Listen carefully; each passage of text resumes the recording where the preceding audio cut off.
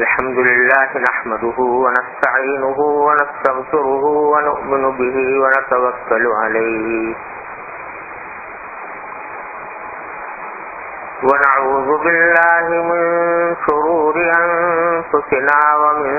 سيئات أعمالنا من يهده الله فلا مضل له ومن يضلله فلا هادي له وأشهد أن لا إله إلا الله وحده لا شريك له وأشهد أن سيدنا وسندنا ونبينا ومولانا محمدا عبده ورسوله صلى الله تعالى عليه وعلى آله وأصحابه وبارك وسلم تسليما كثيرا أما بعد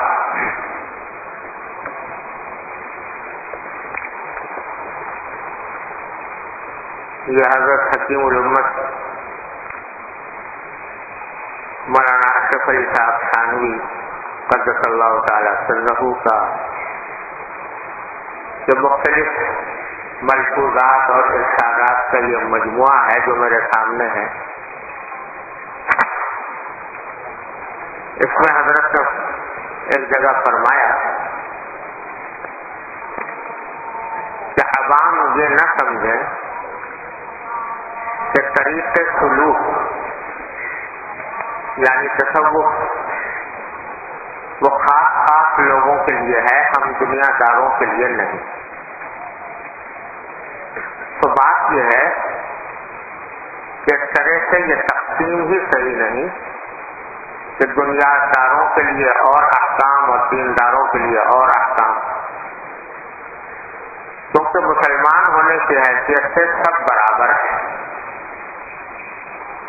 اور احکام شرعی سب کے ساتھ یکساں متعلق ہیں، بلکہ حقیقت میں مسلمان دنیا دار ہوتا ہی نہیں،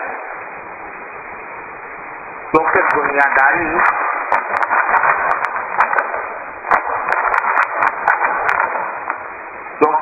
داری حقیقت میں یہ ہے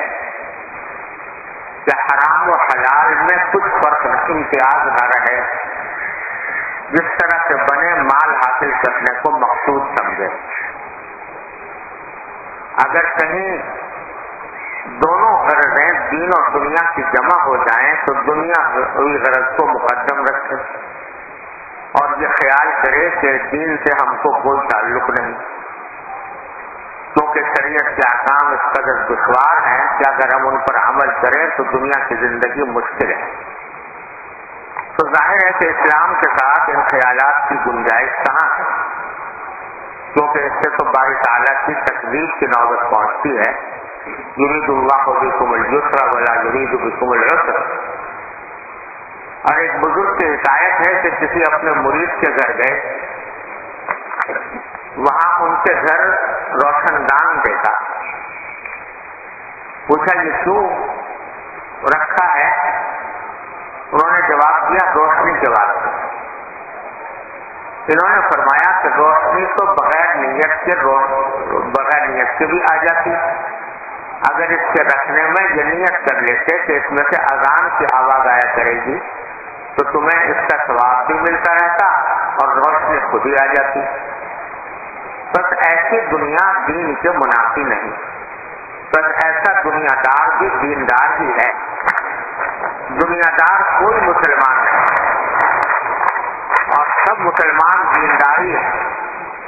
اور دو قسمیں بن کر کوئی فرق نہیں ہوا۔ یہ دیندار اور دنیا دار کا فرق جہل کی وجہ سے ہم نے تراش لیا ہے۔ جب فرق نہ ہوا تو کیا وجہ ہے کہ دستور عمل الگ الگ رکھا جائے؟ حضرت والا نے اس ارشاد میں بہت بڑی دور فرمایا ہے، اس کو اگر ہم اچھی طرح سمجھ لیں تو ہماری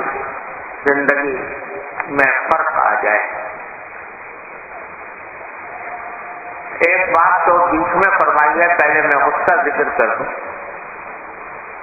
یہ فرمایا کہ یہ آج کل لوگ دو اصطلاحیں بناتے ہیں، تو فلاں آدمی دیندار ہے، فلاں آدمی دنیا دار ہے۔ مسلمانوں میں بھی کہہ دیتے ہیں وہ ایک دنیا دار مسلمان ہے، اور دنیا دار اس کو کہہ دیتے ہیں کہ جو ذرا دنیا کے اندر اس کا رتبہ کچھ زیادہ سمجھا جاتا ہو، مال دولت اس کے پاس زیادہ ہو، تجارت ہو، روپے پیسے ہوں، کہتے دنیا دار آدمی۔ اور دیندار اس کو کہتے ہیں کہ جو دین کے کام میں کسی میں لگا ہوا ہے، اس کو دیندار کہہ دیتے ہیں۔ حضرت والا نے فرمایا کہ کوئی مسلمان دنیا دار نہیں ہوتا۔ یہ بڑی سخت غلط فہمی ہے۔ اب یہ بکثرت لوگوں کی زبان پر یہ بات آ جاتی ہے، یہاں تک کہ ایک مرتبہ مجھے یاد ہے، ایک طالب علم تھے، ہمارے یہاں پڑھتے تھے، تو وہ کچھ مشورہ مجھ سے کرنے لگے اپنے مستقبل کے بارے میں کہ آئندہ مجھے کیا کرنا چاہیے۔ اور اس نے یہ بتایا کہ میرے بڑے بھائی جو ہیں وہ میرا سارا خرچہ اب تک برداشت کرتے رہے ہیں، مجھے تعلیم دلانے کے لیے جتنا خرچہ تھا وہ برداشت کرتے ہیں، اور اب میں فارغ ہو گیا ہوں، یعنی تعلیم پوری ہو گئی ہے، تو اب آگے تعلیم جاری رکھوں یا یہ کہ کوئی روزی کمانے کا کوئی بندوبست کروں۔ تو میں نے پوچھ لیا کہ بھائی وہ آپ کے جو بھائی ہیں وہ کیا کرتے ہیں؟ تو ان کے منہ سے نکلا کہ وہ دنیا دار آدمی، وہ دنیا دار آدمی۔ میں نے کہا بھائی اللہ کے بندے، جس بھائی نے تمہیں تعلیم دین کے اوپر لگایا اور تمہارا خرچہ برداشت کیا، یہاں تک تمہیں پہنچایا، اس کو تم کہہ رہے ہو کہ دنیا دار آدمی ہے، جس کا مطلب یہ کہ میں دیندار ہوں اور وہ دنیا دار ہے، کیونکہ تم نے دارالعلوم میں پڑھ لیا اور فارغ التحصیل ہونے لگے تو تم دیندار ہو گئے، اور وہ بھائی جو تجارت کرتا ہوگا یا کوئی اپنے روزی کماتا ہوگا اور اس نے تمہارا اتنی بڑی قربانی دی کہ تمہارا سارا خرچہ برداشت کیا، اس کو تم کہہ رہے دنیا دار آدمی۔ تو ذہن میں یہ بات بیٹھی ہوئی ہے کہ جو شخص تجارت میں لگا ہوا ہے مثلا، یا پھر ملازمت کر رہا ہے یا کھیتی باڑی کر رہا ہے، اپنا روزگار کما رہا ہے اور کوئی خاص دین کی خدمت بظاہر انجام نہیں دے رہا، تو اس کو سمجھتے ہیں دنیا دار۔ تو یہ بہت بڑی غلط فہمی ہے۔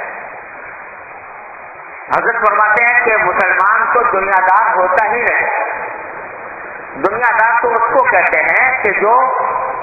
دنیا کے کام میں اس طرح لگا ہوا ہو کہ حلال و حرام کا فرق اس نے مٹا دیا، اس کی نظر میں حلال و حرام کا کوئی فرق نہ ہو، پیسے آنے چاہیے، دولت ملنی چاہیے، مجھے ایش و آرام ملنا چاہیے، وہ حلال طریقے سے ہو یا حرام طریقے سے ہو، اس کی فکر اس نے مٹا دی ہو، اور اگر کہیں دین کا دنیا کا مقابلہ ہو جائے تو وہ دنیا کو ترجیح دے، یعنی یوں کہے کہ بھائی دین پر عمل کرنا تو بڑا مشکل کام ہے، میں دین کے چکر میں نہیں پڑتا اعوذ باللہ۔ تو وہ تو مسلمان ہی نہیں کھڑے تھے جو دین کو ناقابل عمل سمجھتا ہو، یا دین کی اس کے دل میں اتنی بھی اہمیت نہ ہو کہ کسی حلال و حرام کی کوئی اہمیت محسوس کرے۔ اللہ بچائے، وہ تو کوئی بھی مسلمان ایسا نہیں ہوتا جس کو بالکل ہی فکر نہ رہے۔ تو دنیا دار کوئی مسلمان نہیں ہوتا اس معنی میں کہ وہ بس اس کو دنیا ہی کی فکر ہے اور آخرت کا کوئی دھیان ہی نہیں ہے، یہ ایسا کوئی مسلمان نہیں۔ بلکہ مجھے یاد آیا کہ ایک کسی بڑے صوفی بزرگ کا ایک شعر ہے پارسی کا، تو جس میں وہ کہتے ہیں کہ اہل دنیا کافرانے مطلقاً، اہل دنیا کافرانے مطلقاً ہر دمندر بک بکو در چک چک، یعنی اہل دنیا جو ہے وہ تو مطلق کافر ہیں، دن رات کسی بک بک اور چک چک میں لگے رہتے ہیں دنیا کے کمانے کے فکر میں. تو یہ خیر کسی نے حضرت حاجی صاحب، حضرت حاجی امداد اللہ صاحب مہاجر مکی رحمۃ اللہ علیہ، کوئی حضرت مولانا مایا نہیں مجھ سے غلطی ہوئی، حضرت مولانا یعقوب نانوتوی رحمۃ اللہ علیہ کو سنایا اور کہا کہ حضرت اس شعر میں یہ لکھا ہے کہ جتنے بھی دنیا کمانے والے ہیں وہ سب کافر ہیں، کافران مطلق ہیں. تو یہ تو ایک بڑا زبردست حکم لگا دیا کہ جو بھی دنیا کا کام کما رہا ہے وہ کافر ہی کافر ہے، کافران مطلق ہے. تو حضرت نے جواب دیا کہ ارے بھائی یہ اہل دنیا جو ہے یہ خبر مقدم ہے، اور کافران مطلق جو ہے یہ مبتدا مؤخر ہے. یہ ایک علمی طور کا جواب دیا جس کا مطلب یہ ہوا کہ یوں نہیں کہا کہ جتنے اہل دنیا ہیں وہ کافر ہیں، بلکہ یوں کہا ہے کہ جتنے کافر ہیں وہ اہل دنیا ہیں، جتنے کافر ہیں وہ اہل دنیا ہیں. یعنی کافر وہ ہے کہ جس کو خدا کا خیال نہیں آتا، خدا کے حلال حرام کی فکر اس کو نہیں ہے، تو وہ اہل دنیا ہیں. اور جو اللہ پر ایمان رکھتا ہو، اللہ کے رسول صلی اللہ علیہ وسلم پر ایمان رکھتا ہو، اور ایمان کا لازمی تقاضا یہ ہے کہ اس کے دل میں کبھی نہ کبھی حلال حرام کی فکر پیدا ہوتی ہے کہ میں جو کر رہا ہوں وہ حلال ہے کہ نہیں، جو کھا رہا ہوں وہ حلال ہے کہ نہیں. تو ایسا شخص کبھی اہل دنیا نہیں ہو سکتا. تو دنیا دار کہہ دینا کسی بھی اس شخص کو جو کسی بظاہر دنیا کے کام میں لگا ہوا ہے یہ ٹھیک نہیں. پہلی بات تو حضرت نے یہ بات فرمائی ہے جو بڑی یاد رکھنے کی، اکثر و بیشتر ہماری زبان پر یہ بات آ جاتی ہے وہ دنیا دار آدمی ہے، دنیا دار آدمی. بعض لوگ اپنے بارے میں کہہ دیتے ہیں کہ بہت سے لوگ ہیں وہ کہتے ہیں بھائی ہمارے لیے دعا کیجیے، ہمارے مقاصد کے دعا کیجیے. ہم ان سے کہہ دیتے ہیں کہ بھائی آپ بھی دعا کرتے ہیں، آپ بھی ہمارے لیے دعا کیجیے. تو زبان پر یہ بات آ جاتی ہے کہ آپ تو دنیا دار آدمی ہیں، ہم کہاں جو ہماری دعا کا کیا حقیقت. ارے جب مسلمان ہو، صاحب ایمان ہو، کلمہ لا الہ الا اللہ محمد رسول اللہ پر ایمان لائے ہو، تو پھر اپنے آپ کو دنیا دار کیوں کہتے ہو؟ دنیا دار تو کافر ہوتے ہیں. لہذا اپنے آپ کو دنیا دار کہنا یا کسی دوسرے مسلمان کو دنیا دار کہنا یہ بہت ہی غلط بات ہے اور بہت جاتی کی بات ہے. حضرت فرماتے ہیں کبھی نہیں کہنا چاہیے کسی مسلمان کو دنیا دار. البتہ مسلمان وہ ہے کہ جس کی دنیا بھی دین ہے، اس کی دنیا بھی دین ہے، اور اس لحاظ سے وہ دنیا کے بظاہر کام کر رہا ہے، لیکن وہ اگر ذرا سا اپنا زاویہ نگاہ بدل لے تو دنیا کے سارے کام اس کے دین کے کام بن جاتے ہیں. یعنی کہاں کا دنیا دار؟ ہر مسلمان دیندار الحمدللہ. البتہ حضرت دوسری غلط فہمی جو حضرت نے یہاں پر اس ارشاد میں بیان فرمائی ہے وہ یہ ہے کہ تصوف اب سلوک، تصوف کا نام تو سبھی جانتے ہیں اور سلوک بھی اسی کا سمجھو دوسرا نام ہے، یا طریقت کہہ دیتے ہیں اس کو، یا سلوک کہہ دیتے ہیں، یا تصوف کہہ دیتے ہیں. اس کے بارے میں بہت سے لوگوں کے دل میں یہ خیال ہوتا ہے کہ یہ کچھ خاص لوگوں کا کام ہے، خانقاہ میں بیٹھے ہوئے کچھ پیروں کا اور ان کے مریدوں کا، کہ وہ تصوف کو دیکھیں، تصوف کی بات سنیں، تصوف کے اوپر عمل کریں. یہ ان خاص لوگوں کا معاملہ ہے اور ہم دنیا داروں کا نہیں. حضرت فرماتے ہیں بعض لوگ یہ سمجھتے ہیں ہم دنیا داروں سے اس کا کوئی تعلق نہیں ہے. تو اس غلط فہمی کو اس حضرت دور فرما کر فرماتے ہیں کہ اصل میں یہ غلط فہمی اس لیے ہے کہ تصوف کو کچھ دنیا سے نرالی، کوئی مافوق الفطرت کوئی غیر فطری چیز سمجھا ہوا ہے جس کے نتیجے میں کہتے ہیں یہ تو ان لوگوں کے لیے ہے جو گوشے میں بیٹھ کر خانقاہ میں بیٹھ کر ذکر کر رہے ہیں اور ان کو کبھی کشف ہو رہا ہے، کبھی الہام ہو رہا ہے، کبھی اس کو انوار دکھائی دے رہے ہیں وغیرہ وغیرہ. حالانکہ حضرت فرماتے ہیں کہ اس کی کوئی حقیقت نہیں. جو احکام کسی بڑے سے بڑے ولی اللہ کے اوپر عائد ہوتے ہیں وہی ایک عام مسلمان سے جائے گا. احکام میں کوئی فرق نہیں، شریعت کے احکام میں کوئی فرق نہیں. کوئی بڑے سے بڑا عالم ہو، بڑے سے بڑا ولی اللہ ہو، بڑا عبادت گزار ہو، احکام شریعت کے وہی ہے، اس کے لیے بھی وہی ہے. اور ایک عام مسلمان کے لیے جو مزدوری کر رہا ہے، محنت کر رہا ہے، تجارت کر رہا ہے، اس کے لیے بھی وہی ہے. دونوں میں کوئی فرق نہیں ہے، احکام ایک ہی ہے، ہر انسان کے لیے ایک ہے. اللہ تعالیٰ نے سب انسانوں کو اس طرح پیدا کیا ہے کہ ان سب کو ایک ہی قسم کے احکام عطا فرمائے. اور غلط فہمی اس لیے پیدا ہوئی کہ تصوف اور طریقت کو شریعت سے کچھ الگ چیز سمجھ لی، حالانکہ یہ بھی شریعت ہی کا ایک حصہ ہے.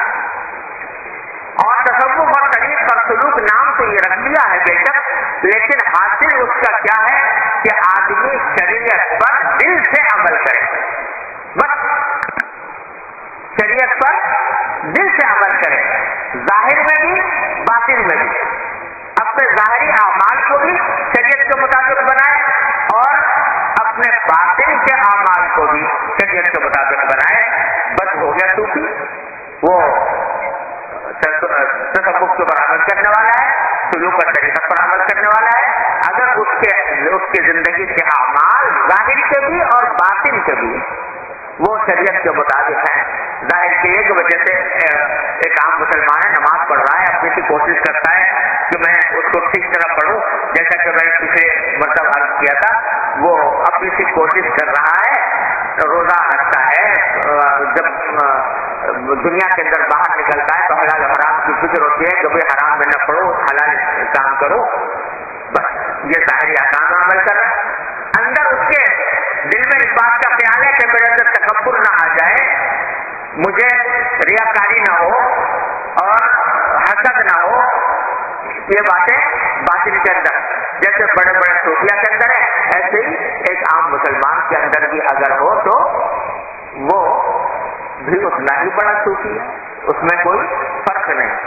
تو حاصل کیا ہے کہ شریعت پر دل سے عمل کرنا،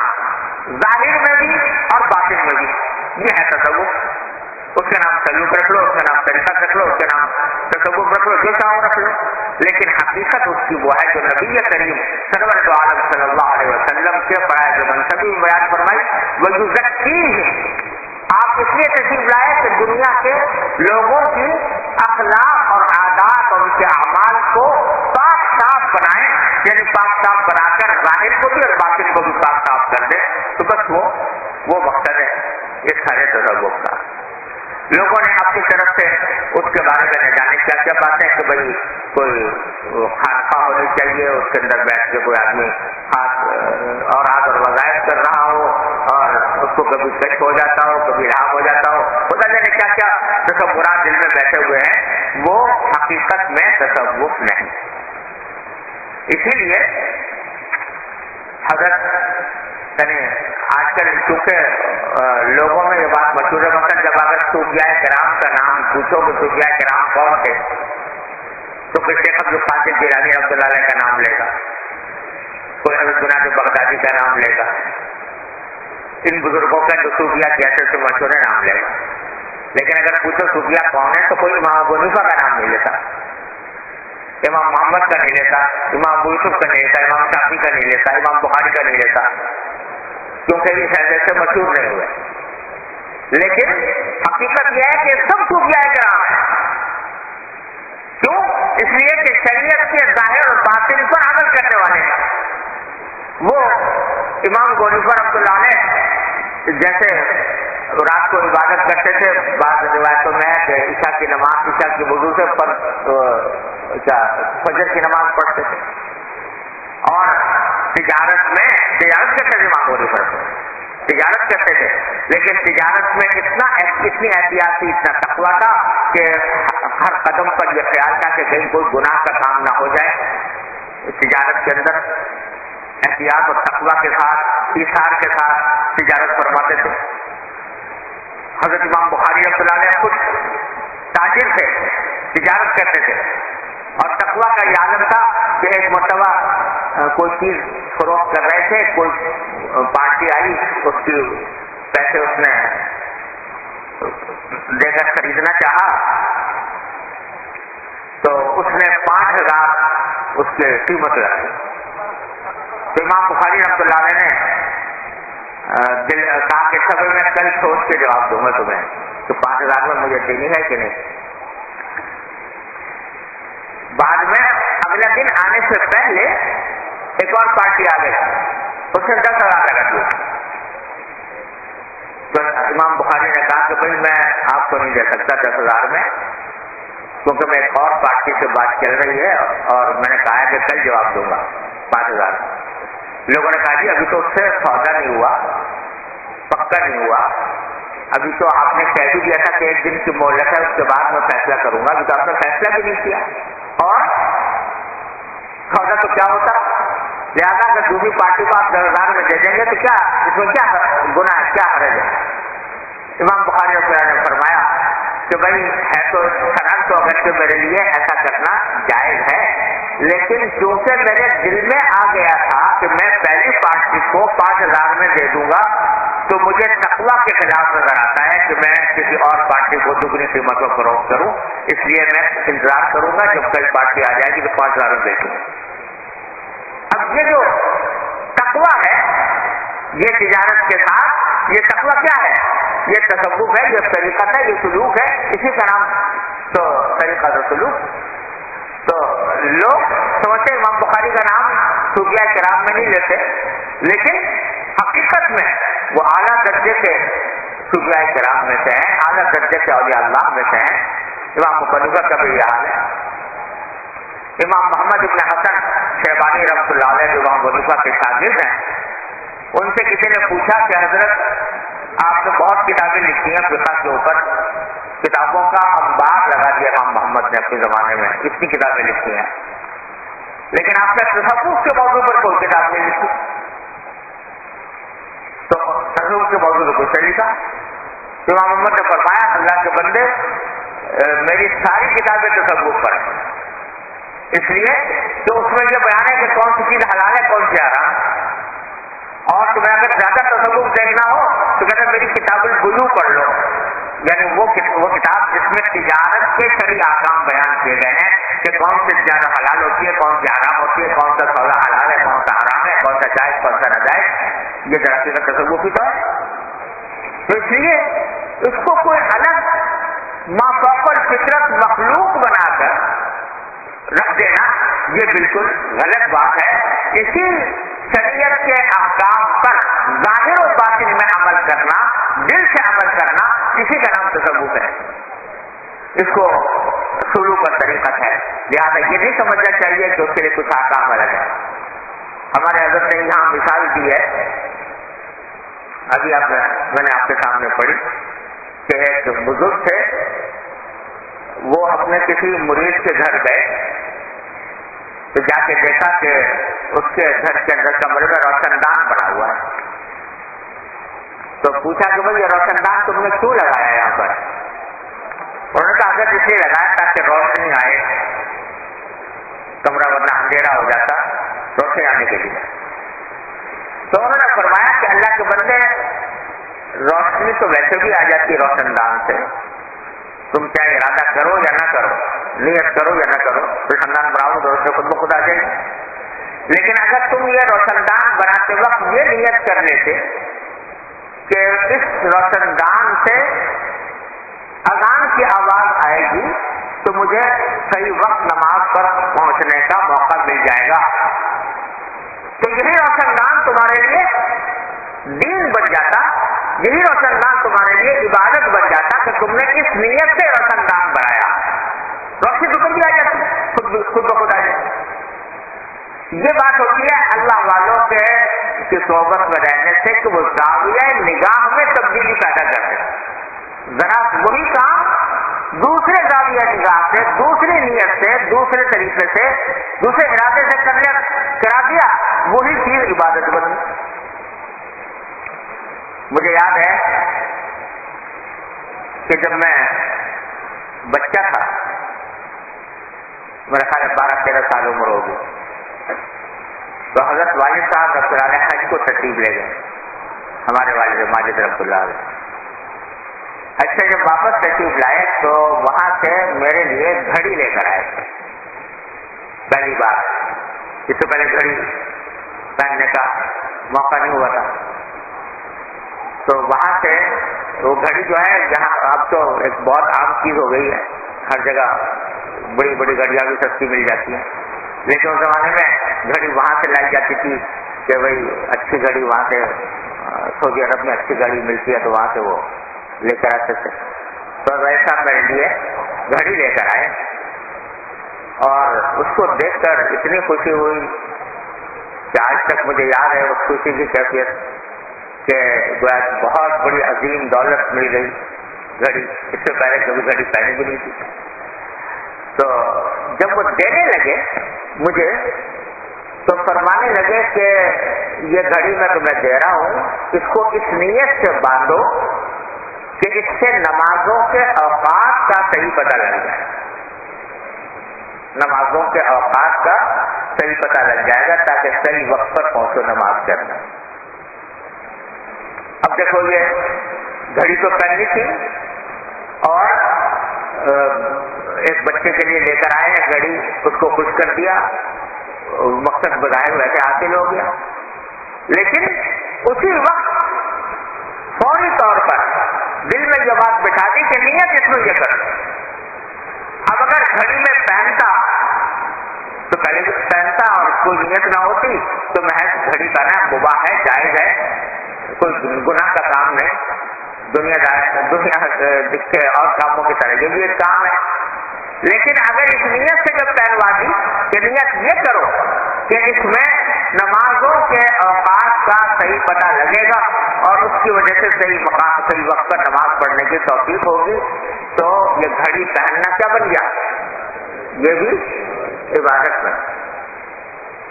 اب ذرا سا زاویہ نگاہ تبدیل کر دیا، زاویہ نگاہ کے تبدیل ہونے سے وہی فعل وہی کام عبادت بن گیا. اور شاید میں نے پہلے بھی یہ واقعہ سنایا ہوگا، حکیم الامت حضرت مولانا تھانوی قدس اللہ تعالیٰ سرہ ہمارے سارے خاندان کا دیکھو تو مل جاؤ بابا وہی تھے. اور ہمارے والد صاحب رحمۃ اللہ علیہ حضرت حکیم الامت کے ایسے اشاق میں سے تھے کہ بس نام آ جائے تو یعنی ایک عجیب کثرت جاری ہو جاتی. تو ہر معاملے میں حضرت کی طرف رجوع کیا کر جاتا تھا، معمول تھا. تو میرے سب سے بڑے بھائی مولانا ذکی کیفی صاحب مرحوم حضرت مولانا محمود اشرف صاحب کے والد ماجد، جن کا یہ دارالعلوم کی نظم جو ہے ہر وقت آپ طلبہ پڑھتے رہتے ہیں، دارالعلوم کے بارے میں اس کی بڑی نظم کہی ہے جس میں سارے دارالعلوم کی حقیقت یہ ہے کہ اغراض و مقاصد اور اس کے تمام پہلو بڑے خوبصورت انداز میں اس نظم کے اندر بیان فرمائے ہیں. جب یہ بچے تھے تو پہلی بار لکھنا سیکھا تو حضرت والد صاحب رحمۃ اللہ علیہ نے فرمایا کہ بھائی تم نے لکھنا سیکھا ہے تو پہلا کام یہ کرو، پہلا خط حضرت حکیم الامت مولانا اشرف علی صاحب تھانوی رحمۃ اللہ علیہ کو لکھو. ہم سب کے وہ بڑے تھے تو ان کو خط لکھو تو تاکہ برکت اور دعائیں حضرت کی حاصل ہوں. تو انہوں نے نیا خط لکھا تھا، لکھنا سیکھا تھا، خط لکھ دیا. اب جیسے نوآموز بچہ خط لکھتا ہے تو اس میں الفاظ کے ٹیڑھے میڑھے بھی تھے اور وہ خط حضرت کو بھیج دیا. حضرت کا جواب آیا، جواب میں لکھا کہ برخوردار سلم السلام علیکم ورحمۃ اللہ، مجھے تمہارا خط دیکھ کر بہت خوشی ہوئی کہ الحمدللہ تم نے لکھنا سیکھ لیا، اس کی خوشی ہوئی۔ اب اپنے خط کو اور زیادہ بہتر بنانے کی کوشش کرو، یعنی تحریر کو اور زیادہ الفاظ کو صحیح طریقے سے لکھنے کے لیے اچھا بنانے کی کوشش کرو، اور زیادہ اچھا بنانے کی کوشش کرو، اور نیت یہ کرو کہ میں خط کو اس لیے اچھا بنا رہا ہوں تاکہ پڑھنے والے کو تکلیف نہ ہو۔ یعنی اگر ٹیڑھا بیڑھا لکھا ہوگا، الفاظ غلط ہوں گے تو اس سے پڑھنے والے کو دقت ہوگی پڑھنے میں۔ تو تم اچھا بناؤ خط کو، اس نیت سے بناؤ کہ تاکہ جب میرے پڑھنے والے کو تکلیف نہ ہو بلکہ آرام سے وہ پڑھ سکے۔ اب دیکھو یہاں سے فوراً رخ بدل دیا کہ ایک طرف تو آدمی کو خیال ہوتا ہے کہ میں اچھا لکھوں گا تو لوگ خط کی تعریف کریں گے، اچھا بڑا خوش نویس ہے، یہ بہت اچھا لکھنے والا ہے وغیرہ وغیرہ، لیکن وہ فوراً زاویہ نگاہ بدل کر جو فرمایا کہ نیت یہ کرو کہ پڑھنے والے کو تکلیف نہ ہو۔ اکثر دوسرا جملہ آگے یہ لکھا کہ دیکھو میں ابھی سے تم کو صوفی بنا رہا ہوں، دیکھو میں تمہیں ابھی سے صوفی بنا رہا ہوں۔ یعنی یہ جو نیت ہے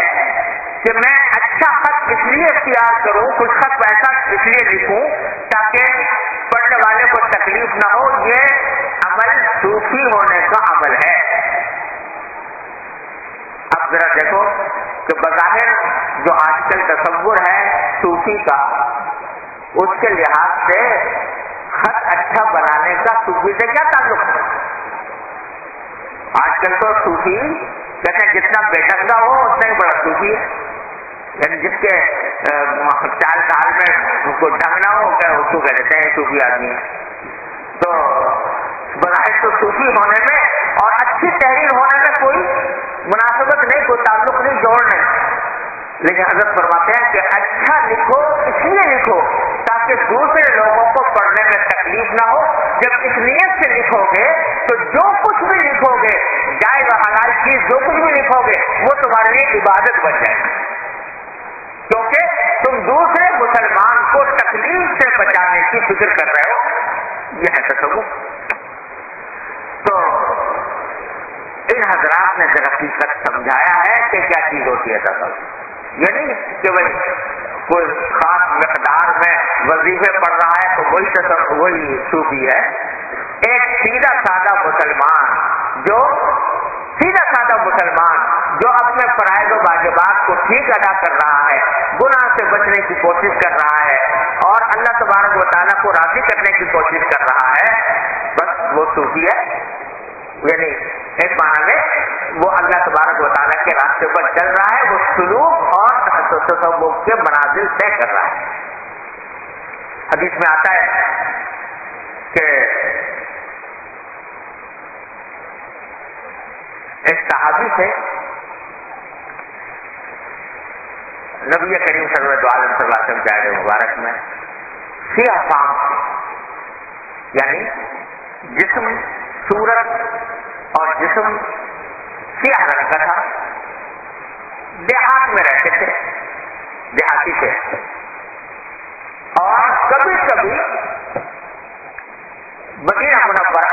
آ جایا کرتے تھے، کوئی چیز لے کر آ گئے، اپنے دیہات سے لا کر بازار میں بیچتی، اس سے کچھ نفع مل گیا، اس کے اوپر گزارا کرتے۔ تو حدیث میں آتا ہے کہ نبی کریم صلی اللہ علیہ وسلم ان کے بارے میں فرمایا کرتے تھے کہ بھائی یہ جو ہیں یہ ہمارے دیہاتی ہیں، ہم ان کے شہری ہیں۔ ان سے اس طرح کی ایک سگفتگی کی بات کیا کرتے تھے۔ تو ایک مرتبہ حضور اکرم صلی اللہ علیہ وسلم بازار میں تشریف لے گئے، دیکھا تو وہ کھڑے ہوئے تھے۔ اب وہ ایسے آدمی تھے کہ سیاہ فام تھے، دیہاتی تھے، غریب تھے، ایسے معمولی قسم کے کپڑے پہنے رہتے تھے، کسی کو دھیان بھی نہیں ہوتا تھا کہ کیسے ہیں، کوئی ان کی طرف خاص توجہ بھی نہیں دیتا تھا۔ تو ایک دن دیکھا بازار میں کہیں کھڑے ہوئے ہیں سرکار دو عالم صلی اللہ علیہ وسلم نے پیچھے سے جا کر ان کی کمر کے گرد اپنا دست مبارک لے جا کر ان کو اپنے سینے سے کھینچنا شروع کیا اور آنکھیں بند کر، جیسے کسی بے تکلف آدمی سے آدمی دوست کیا کرتا ہے، اس کی آنکھیں بند کر، اور پھر آپ نے فرمایا کہ کون ہے جو مجھ سے یہ غلام خریدے، من یشتری حاضر عبد من، کون ہے مجھ سے جو یہ غلام خریدے، یعنی مذاق میں شگفتگی میں۔ اور اس نے آواز جب انہوں نے سنی کہ پوچھے نبی کریم صلی اللہ علیہ وسلم نے، تو اپنی کمر کو اور زیادہ پیچھے سے سرکار دو عالم صلی اللہ علیہ وسلم کے جسم کے اثر سے لگانا شروع کیا کہ میں زیادہ سے زیادہ قریب ہو جاؤں حضور کے۔ اور جب آپ فرمانے تھے کہ کون ہے مجھ سے غلام خریدے، تو وہ کہتے کہ یا رسول اللہ اگر آپ مجھے بیچیں گے تو میری تو بہت کم قیمت لگے گی، لیکن دنیا کا دینا مجھے تو بہت کم قیمت پائیں گے، کوئی مجھے میری قیمت زیادہ نہیں لگائے۔ تو سرکار دو عالم صلی اللہ علیہ وسلم فرمایا لاکنک عند اللہ لست بکاتب، کہ دوسرے تمہاری قیمت لگائے نہ لگائے، اللہ کے نزدیک تمہاری قیمت کم نہیں ہے، اللہ تعالیٰ کے نزدیک تم قیمتی ہو۔ اب یہ گواہی کی نبی کریم صلی اللہ علیہ وسلم اس کے قیمتی ہونے کی کہ تمہاری قیمت کم نہیں ہے، حالانکہ دیکھنے میں سیدھے سادے آدمی ہیں، نہ کوئی مال ہے، نہ دولت ہے، نہ کوئی شہرت ہے، نہ کوئی منصب ہے، نہ کوئی خوش خوبصورتی ہے، اور نہ کوئی خاص اہتمام ہے کہ بھائی خانقاہ کے اندر عبادت کر رہے ہیں بیٹھے ہوئے اور وہ ذکر اور شغل میں مشغول ہے۔ ایک عام آدمی ہے اور اپنا روزی کمانے کے لیے بازار میں آئے ہیں، اور سرکار دو عالم صلی اللہ علیہ وسلم فرما رہے ہیں کہ تم اللہ کے نزدیک کم قیمت نہیں ہو، تمہاری قیمت بہت زیادہ ہے۔ تو کیا جس کے بارے میں سرکار دو عالم صلی اللہ علیہ وسلم یہ گواہی دے دیں کہ تم اللہ کے ہاں بڑی قیمتی ہو، اس سے بڑا شکریہ کون ہوگا، اس سے بڑا ولی اللہ کون ہوگا جس کے بارے میں نبی کریم صلی اللہ علیہ وسلم نے گواہی دے؟ تو کوئی خاص طریقہ جو ہے وہ ضروری نہیں ہے، شریعت کے مطابق جو شریعت کا تقاضا ہے تم سے، جس حالت میں بھی ہو اس حالت میں شریعت کا جو تم سے تقاضا ہے اس پر دل سے عمل کرنے کی کوشش کرتے رہو، اور اپنے ظاہر اور باطن کو درست کرنے کی کوشش کرو، بس ہو گئے، مقصد حاصل ہے۔ تصور جس کے حدیث میں آتا ہے نبی کریم صلی اللہ علیہ وسلم فرماتے ہیں رب اشعث اغبر مدفوعا بالابواب لو اقسم علی اللہ لابرہ، بہت سے لوگ ایسے ہیں کہ آپ دیکھو گے کہ پراگندہ بال ہے، مٹی پڑی ہوئی ہے جسم پر، کپڑے پر، اور کہیں کسی کے دروازے پر جائیں تو لوگ اس کی طرف توجہ نہیں کرتے بلکہ اس کو دھکے دے کر بھی نکالنے کی فکر میں رہتے ہیں۔ لیکن اللہ کے ہاں اس کی قیمت ایسی ہوتی ہے کہ لو اقسم علی اللہ لابرہ، کہ اگر اللہ تعالیٰ کے نام پر کوئی قسم کھا لے، میں قسم کھا کر کہتا ہوں ایسا ہوگا، تو اللہ تعالیٰ ویسا ہی کر دیتے ہیں، اس کے کہنے کی لاج رکھنے کے لیے، اس کی قسم کی لاج رکھنے کے لیے اللہ ویسا ہی کر دیتے ہیں۔ اور بڑی فضیلت بیان فرمائی اس شخص کی کہ جو آدمی دنیا سے اس حالت میں چلا جائے کہ قلت بواقی قلت راتہ، اس کے رونے والے بھی کم، اس کی میراث بھی کم، فرمایا کہ اللہ تبارک و تعالیٰ کیا اس کے درجات بلند ہوتے ہیں۔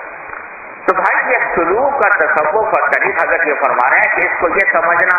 کہ یہ خاص لوگوں کا کام ہے اور عام آدمی اس کوچے میں داخل نہیں ہو سکتا، یہ بالکل غلط بات ہے۔ شریعت کے احکام یکساں ہیں، عالم ہو جاہل ہو، دولت مند ہو غریب ہو، ہر انسان کے ساتھ یکساں ہے احکام شریعت، اور ہر انسان اپنے حالات کے مطابق، اپنے زندگی کے تقاضوں کے مطابق شریعت کے اوپر عمل کرنے کی فکر کرتا رہے تو بس انشاءاللہ وہ مقصد حاصل کر لے گا۔ اور اسی کے لیے ہمارے حضرت والا فرمایا کرتے تھے، اللہ تعالیٰ ان کے درجات بلند فرمائے، کہ ارے بھائی دین زاویہ نگاہ کی تبدیلی کا نام ہے، یعنی وہی چیز ہے، وہی کھانا ہے، وہی پینا ہے، وہی کمانا ہے، وہی سونا، وہی جاگنا ہے، لیکن اس میں زاویہ نگاہ بدل لو تو وہی چیز تمہارے لیے سراپا دین بن جاتی ہے۔ اور پھر میں حضرت والا کی یہ بات بار بار کہتا رہتا ہوں، اور اللہ تعالیٰ اپنے ہم سب کو اس پر عمل کی توفیق عطا فرمائے کہ صبح کو جب فجر کی نماز پڑھو تو فجر کی نماز کے بعد اللہ تبارک و تعالیٰ کی بارگاہ میں یہ عرض معروض کر لو کہ ان صلاتی و نسکی و محیایا و مماتی للہ رب العالمین، میری نماز، میری قربان، میری عبادتیں، میرا جینا اور میرا مرنا سب اللہ کے لیے ہو۔ کیا مانا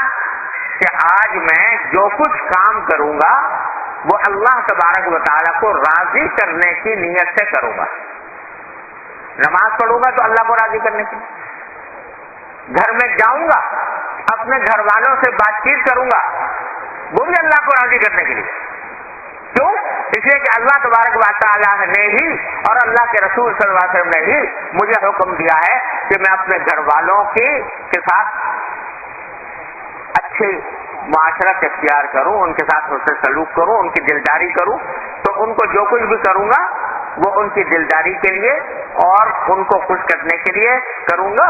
اللہ کے حکم کے مطابق اور اللہ کے رسول صلی اللہ علیہ وسلم کے حکم کے مطابق وہ کروں گا۔ روزی کمانے کے لیے جاؤں گا، تجارت کے لیے جاؤں گا، مزدوری کے لیے جاؤں گا، ملازمت کے لیے جاؤں گا، تو وہ بھی اللہ کی رضا کی خاطر کہ اللہ تعالیٰ نے مجھے کہا ہے میرے ذمہ فرائض عائد کیا، میں اس فرائض سے ادا کرنے کے لیے جاؤں گا۔ کھاؤں گا تو اس لیے کھاؤں گا کہ وہ میرے نفس کا حق ہے، اللہ تبارک و تعالیٰ نے میرے نفس کا حق مجھ پر رکھا ہے۔ غرض جو کام کروں گا وہ اللہ تبارک و تعالیٰ کی رضا کی خاطر کروں گا، اللہ کو راضی کرنے کے لیے کروں گا۔ ان صلاتی و نسکی و محیایا و مماتی للہ رب العالمین، یہ اللہ تبارک و تعالیٰ سے شروع فجر کے وقت یہ کہہ لو، کہہ لیا، اب دعا کر لو کہ اللہ میں نے کہہ تو دیا کہ جو کچھ کروں گا وہ آپ کی رضا کے لیے کروں گا، آپ کو کی خوشنودی کی خاطر کروں گا، کہہ تو دیا، لیکن اس پر مجھے قائم رکھنے کی توفیق آپ ہی سے ملے گی۔ پہلے میں نے کہہ تو دیا، اپنی رحمت سے مجھے اس پر قائم رہنے کی توفیق بھی عطا فرمائیے اور میری ساری زندگی کے کاموں کو اپنی رضا کے مطابق ڈھال دیجیے۔ دعا کر لو، اور اگر یاد ہو تو وہ دعائے معصور جو ہے جو نبی کریم صلی اللہ علیہ وسلم نے سکھائی ہے، آپ مانگا کرتے تھے، اگر یاد ہو تو انہی الفاظ میں کر لو کہ اللہم ان قلوبنا و نواصینا و جوارحنا بیدک لم تملکنا منها شیئا فاذا فعلت ذلك بنا فکن انت ولینا واہدنا الی سواء السبیل۔ ترجمہ اس کا یہ ہے کہ اللہم ان قلوب، ہمارے دل بھی آپ کے قبضے میں ہیں، ہماری پریشانیاں بھی آپ کے قبضے میں ہیں، ہمارے اعضاء و جوارح، ہمارے سارے جسم کے اعضاء وہ بھی آپ کے قبضے میں ہیں، ہم کسی چیز کے مالک نہیں، نہ اپنے دل کے مالک، نہ اپنے دماغ کے مالک، نہ اپنے اعضاء و جوارح کے مالک۔ تو جب یہ بات ہے، جب آپ ہی اس کے مالک ہیں فکن انت ولینا، تو اب بس آپ ہی ہمارے ان اعضاء، جوارح، ہمارے دل، ہمارے دماغ کے کارساز آپ ہی بن جائیے، رکھوالے آپ ہی بن جائیے کہ یہ اعضاء، یہ جوارح، یہ دل، یہ دماغ یہ آپ کی رضا کے مطابق استعمال ہو، کہیں اور استعمال نہ ہو۔ فکن انت ولینا واہدنا الی سواء السبیل، اور ہمیں سیدھے راستے پر اٹھا کر لے جائیے۔ یہ ہے مانا، عجیب دعا ہے، نبی کریم صلی اللہ علیہ وسلم نے تلقین فرمائی ہے۔ یہ الفاظ یاد ہو تو بہت اچھا، نہ ہو تو اردو میں اپنی زبان میں اللہ تعالیٰ سے کہہ لو، یا اللہ یہ میں نے اپنی طرف سے ارادہ تو کر لیا، زبان سے کہہ دیا کہ جو کچھ کروں گا وہ آپ کی رضا کے مطابق کروں گا، آپ کی خوشنودی کے لیے کروں گا، لیکن اس کی توفیق آپ کے آپ کی توفیق کے بغیر میں یہ کرنے پر قادر نہیں ہوں گا. اپنی رحمت سے مجھے اس کی توفیق عطا فرما دیجیے. میرے دل کو، میرے دماغ کو، میرے اعضاء کو، میرے جوارح کو اے اللہ اس کے رکھوالے آپ بن جائیے کہ ان کا جو میں استعمال کروں وہ آپ کی رضا کے مطابق کروں، کبھی اس کے خلاف نہ ہو. مانگ لو اللہ تعالیٰ سے، صبح سویرے مانگ لو. تو ہمارے حضرت فرماتے ہیں جب صبح کو تم نے اپنا سارا معاملہ اللہ کے حوالے کر دیا، افوض امری الی اللہ ان اللہ بصیر بالعباد، تو اب انشاءاللہ سارا دن کے جو اعمال ہیں وہ اللہ کی رحمت سے امید ہے کہ وہ اس کو تمہارے عبادات میں لکھ دیں گے. ہر قسم کے کام جتنے بھی ہیں، بلکہ میں خواتین سے بھی کہتا ہوں کہ خواتین جو گھر میں کام کرتی ہیں وہ کام بھی اگر اس نیت سے کریں کہ اس سے ہمارے گھر والوں کو راحت ملے گی، راحت پہنچے گی، ان کو راحت پہنچانے کی غرض سے کریں گے، وہ عبادت بن گئی. اور صبح کے وقت میں یہ اللہ تعالیٰ سے عہد کر لیا معاملہ اور مانگ لیا اللہ تعالیٰ سے، امید اللہ کی رحمت سے کہ اللہ تبارک و تعالیٰ سے ساری زندگی کے تمام کاموں کو عبادت بنا دیں گے. اور یہی تصوف اور سلوک. اور ہمارے حضرت تو اس سے بھی آگے بڑھ کر ایک اور بات فرمایا کرتے تھے، اللہ تبارک و تعالیٰ اس کو صحیح سمجھنے کی توفیق عطا فرمائے، غلط فہمی میں لوگ مبتلا نہ ہو، کہ اس کام کے بعد جب تم نے یہ کر لیا اللہ تعالیٰ سے کہہ دیا، اگر بالفرض کہیں زندگی میں دن بھر کے کاموں میں کوئی غلطی بھی ہو گئی، کہیں بہک گئے، کہیں بھٹک گئے، کہیں کو غلطی کا سرزد ہو گئی، تو انشاءاللہ تمہیں توبہ اور استغفار کی توفیق ہوگی. اور اگر کسی غلطی کے بعد اگر آدمی کو توبہ اور استغفار کی توفیق ہو جائے، وہ غلطی بھی اس کے حق میں نعمت بن جائے کہ اللہ تبارک و تعالیٰ اس کو اپنی ستاری کا، اپنے غفاری کا مورد بناتے ہیں کہ جب غلطی کے بعد توبہ کی توفیق ہو گئی، رجوع کی توفیق ہو گئی، اللہ تبارک و تعالیٰ سے معافی مانگنے کی توفیق ہو گئی، تو اللہ تبارک و تعالیٰ کی رحمت متوجہ ہوتی ہے. لہذا اگر کبھی خدا نہ کرے اس سب کے باوجود کبھی کوئی بہکے بٹکے تو اس سے بھی مایوس ہونے کی ضرورت نہیں ہے. اللہ تبارک و تعالیٰ توبہ کی توفیق دیں گے، استغفار کی توفیق دیں گے. لیکن کر کے دیکھو یہ بات کہ ہر روز صبح کو اللہ تبارک و تعالیٰ کی بارگاہ میں یہ عرض معروض کر لیا کرو کہ اللہ میں پناہ رہا ہوں ان صلاتی و نسکی و محیا و ماتی للہ رب العالمین، اور اللہ سے دعا بھی کر لیا کرو. اور پھر کوشش کرو دن کے اندر کہ اس میں بھی یہ دھیان رہے اور حلال و حرام کی فکر رہے. اور رات کو جب سونے لگو تو پھر ایک مرتبہ دھیان کر لو کہ صبح کو میں نے یہ عہد کیا تھا، پتہ نہیں دن میں نے یہ کیسے کام کیے، اور اس کا لحاظ کر لو. اگر کہیں کوئی غلطی نظر آئے اس پر استغفار توبہ کر لو، اور اگر کہیں ٹھیک چلے تو اللہ تعالیٰ کا شکر ادا کر دو. اللہ تعالیٰ کا شکر ادا کر کے اور استغفار کر کے سو جاؤ. تو انشاءاللہ سبحان اللہ تبارک و تعالیٰ کی رحمت سے امید ہے کہ اسی طرح رفتہ رفتہ اللہ تبارک و تعالیٰ منزل تک پہنچا دیں گے. اللہ تبارک و تعالیٰ اپنے فضل و کرم سے، اپنے رحمت سے ہم سب کو اس کی توفیق عطا فرمائے. اللہم صلی علی سیدنا مولانا محمد وعلی آل محمد کما صلیت علی ابراہیم وعلی آل ابراہیم انک حمید مجید. ربنا ظلمنا انفسنا وان لم تغفر لنا وترحمنا لنکونن من الخاسرین. ربنا ظلمنا انفسنا وان لم تغفر لنا وترحمنا لنكونن من الخاسرين. ربنا آتنا في الدنيا حسنة وفي الآخرة حسنة وقنا عذاب النار. ربنا آتنا في الدنيا حسنة وفي الآخرة حسنة وقنا عذاب النار. ربنا اغفر لنا ذنوبنا وإسرافنا في أمرنا وثبت أقدامنا وانصرنا على القوم الكافرين. اللهم إن قلوبنا ونواصينا وجوارحنا بيدك لم تملكنا منها شيئا فإذا فعلت ذلك بنا فكن أنت ولينا واهدنا إلى سواء السبيل. یا ارحم الراحمین اپنے فضل و کرم اپنے رحمت سے ہمارے تمام گناہوں کو معاف فرما. یا اللہ ہمارے تمام چھوٹے بڑے اگلے پچھلے خفیہ علانیہ ہر طرح کے گناہوں کو اپنے فضل و کرم سے معاف فرما دے. یا اللہ ہمارے اعمال و اخلاق کی اصلاح فرما. اے اللہ ہمارے اعمال و اخلاق کی اصلاح فرما، یا اللہ ہمارے اعمال و اخلاق کی اصلاح فرما، یا اللہ اپنے رحمت سے اپنے فضل و کرم سے ہمیں، ہمارے گھر والوں کو اور ہمارے متعلقین احباب کو سب کو ہر طرح کی معصیتوں سے، گناہوں سے، منکرات سے اے اللہ محفوظ فرما دے، یا اللہ اس سے نجات عطا فرما دے، یا اللہ اپنی رضا کامل کی زندگی عطا فرما، اے اللہ اپنے نبی کریم سرور دو عالم صلی اللہ علیہ وسلم کی سنت کے مطابق زندگی عطا فرما، اے اللہ گناہوں سے بچنے کی توفیق عطا فرما، اے اللہ ہمیں گناہوں سے بچنے کی ہمت عطا فرما، توفیق عطا فرما، حوصلہ عطا فرما،